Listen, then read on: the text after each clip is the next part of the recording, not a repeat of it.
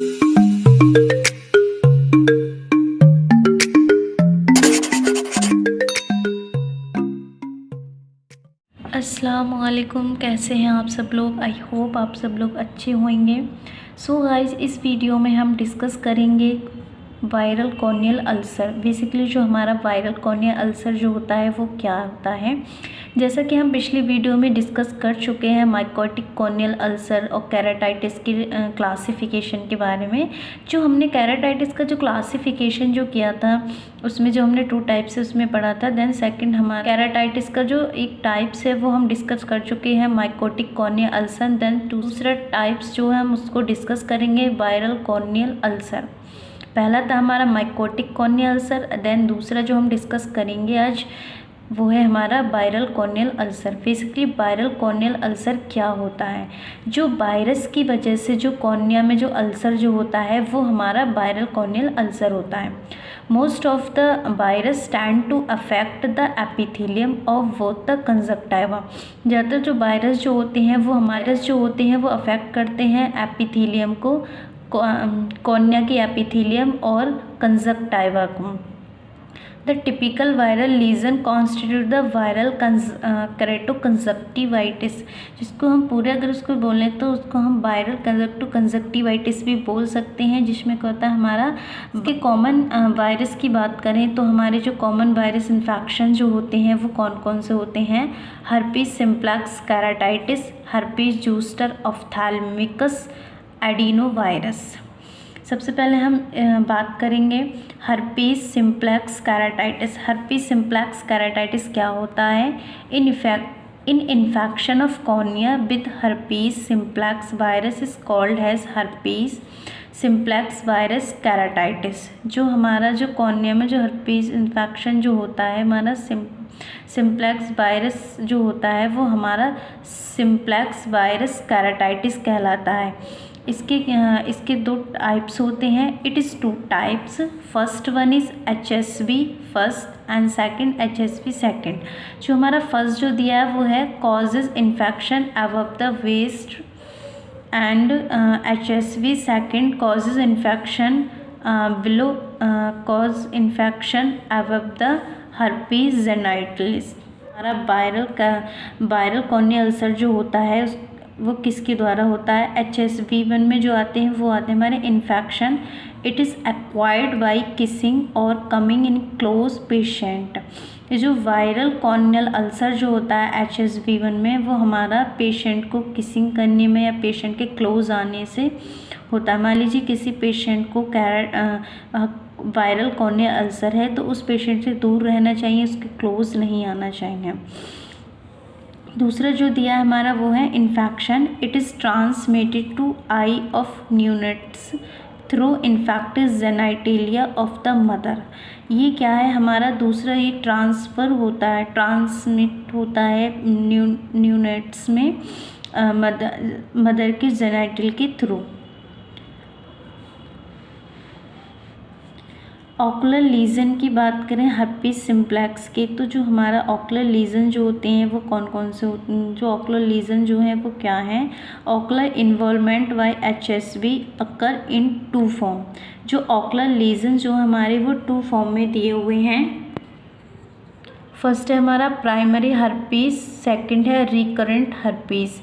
Primary herpes में हमारे skin legion आते हैं, कंजक्टाइवा एक्यूट फॉलिकल्स कंजक्टिवाइटिस आती हैं और कॉर्निया में हमें क्या मिलेगा, फाइन एपिथेलियम पंक्टेड केराटाइटिस होगी, कोर्स एपिथेलियम पंक्टेड केराटाइटिस और डेंड्राइटिस। ऐसे अगर रिकरेंट हर्पीस की बात करें तो रिकरेंट हर्पीस को हमने फर्दर डिवाइड किया है active epithelium keratitis and stromal keratitis. Active epithelium keratitis में हमें पंक्टेड एपिथेलियम मिलेगी, डॉट डॉट जो कॉर्निया पे जो दिखाई देंगे हमें डॉट डॉट दिखाई देंगे। डेंड्राइटिक अल्सर होगा, इर्रेगुलर जियोग्राफिकल अल्सर होगा, जियोग्राफिकल अल्सर इर्रेगुलर होगा लाइक स्टार की तरह, और ट्रॉपिक केराटाइटिस होगा इसमें। जो दूसरा जो दिया हमारा स्ट्रोमल केराटाइटिस, हमें डिस्कीफॉर्म केराटाइटिस मिलेगा, डिफ्यूज स्ट्रोमल केराटाइटिस होगा और नेक्रोटिक केराटाइटिस। इसमें जो फोर्थ जो दिया है वो हमारा हर्पेटिक अराइडोसाइक्लाइटिस। डिस्कीफॉर्म केराटाइटिस की बात करें, जो डिस्कीफॉर्म केराटाइटिस जो होता है हमारा वो herpetic dendritic keratitis primary endothelium resulting in both stromal and epithelium edema in round. ये जो डिस्कीफॉर्म होता है डिस्क फॉर्म में होता है, राउंड एंड इन्फेक्शन जो होता है वो कॉर्निया पे।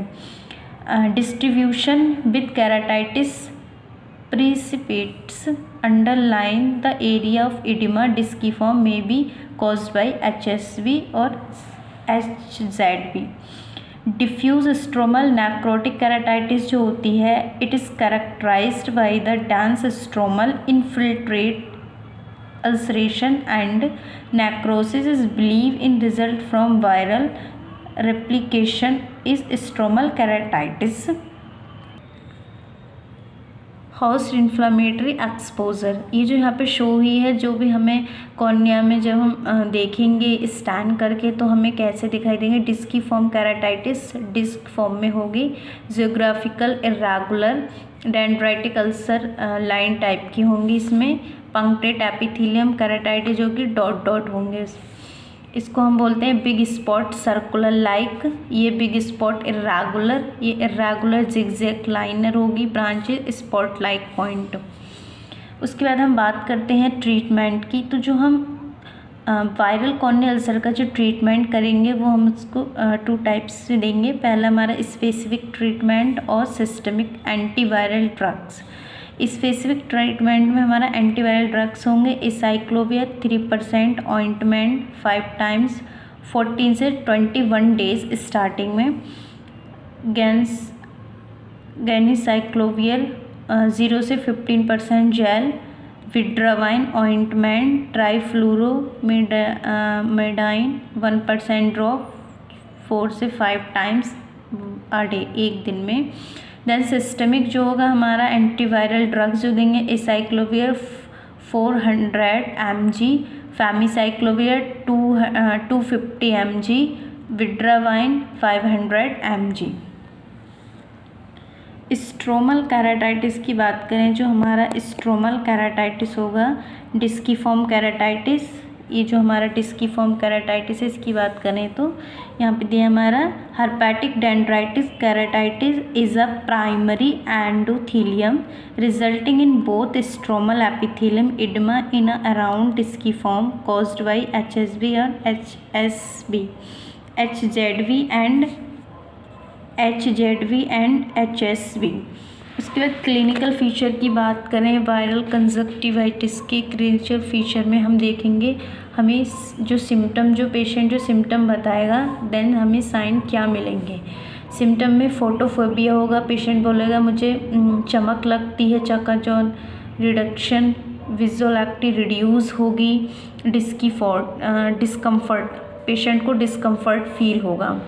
साइन क्या क्या मिलेंगे, उसका डायग्नोस करने पर फोकल डिस्क शेप्ड होगी, फोल्ड इन डैसमेंट मेम्ब्रेन जो होगी वो फोल्ड होगी, रिंग ऑफ स्ट्रोमल इन्फिल्ट्रेट मिलेंगे, कॉर्नियल सेंसेशन आर डिमिनिश्ड, जो कॉर्निया का जो सेंसेशन है वो कम होगा, आईओपी में भी रेस्ट हो सकता है, इंट्राओकुलर प्रेशर बढ़ा हुआ हो।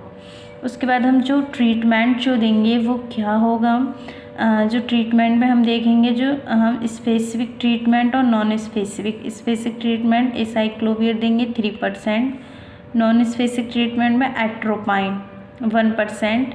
एट्रोपाइन क्या करेगी, to reduce pain ciliary spasm.